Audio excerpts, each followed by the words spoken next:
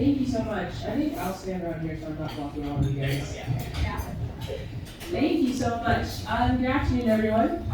How are you guys doing? Well. Good. Now that we've eaten, we're all good, right? Yeah, same. So my name is Zuriel Oduwole.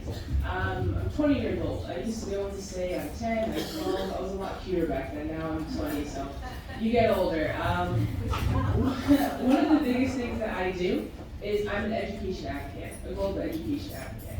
And so I work to, like many of you and all of you sitting here, to try and decrease the gap in education between boys and girls, right? I'm sure we all know there's a lot of countries around the world where boys usually go to school first ahead of the girls, but there's not a lot of resources. And because of that, there's this inequality, right? Because we have generations of girls who weren't given the opportunity to go to school.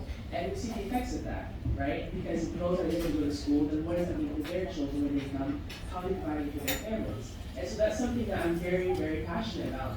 And something that I've seen over the course of my little experience, something that I've learned today as well, is it's important to push and pull for change, right? Not just talk. Because everyone can talk. I mean, someone said we've heard about these issues for decades, right? Longer than I've been around on this earth.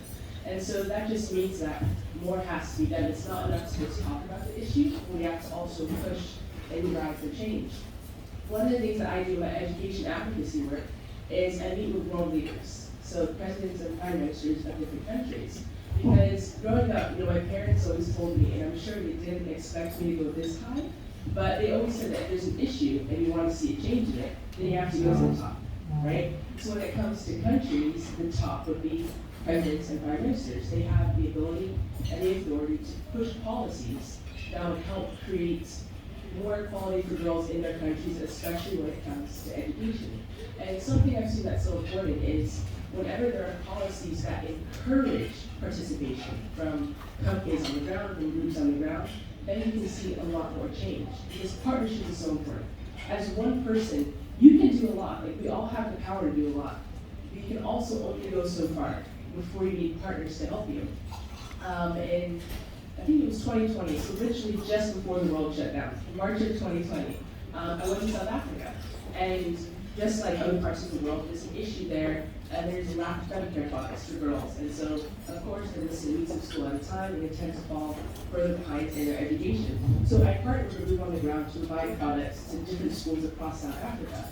And you see the small difference it makes. So imagine if each of us here just found one country, one partner to help us in that country, to help provide healthcare products for girls. You'd see a big difference. We would see a lot of change. So partnerships are so important. And more recently, now as a proud ambassador for P&G, it's actually a funny story how I met them. Back when I was 12 years old, you guys all heard LikeAGirl campaign, right? Show of hands, everyone? Everyone's hand should be up. It was during the Super Bowl. It was very hard to miss. Yeah, that was a great campaign, right? I saw it as an 11-year-old girl, I think it was at the time, and it's something that then I didn't think about, because as a girl, when I was told to run like a girl, I was very competitive. So anytime I could beat a boy, there was a sense of joy that I felt. And so just seeing that campaign, at that age, I didn't really understand that people did think like a girl was such a negative thing. So a year later, when P&G partnered with me, we created a sequel to that, Unstoppable Like a Girl. One, it opened my eyes, but then two, it gave me the opportunity to show people around the world that like a girl is not a negative thing. I fight like a girl, I talk like a girl, I run like a girl, I play like a girl, I definitely play like a girl. And what that means is I win most things that I play. That's what that girl means to me. And so, just, the importance of partnerships. I mean, being here, even a global citizen, I had the opportunity to meet them all last year in New York. And it's just amazing work. All these organizations and all these individuals are doing, and hopefully, very, very soon, through all these partnerships that we're creating, we'll start to see a lot more significant and long-lasting change for girls around the world. That's just what I wanted to say. So, thank you very, very much.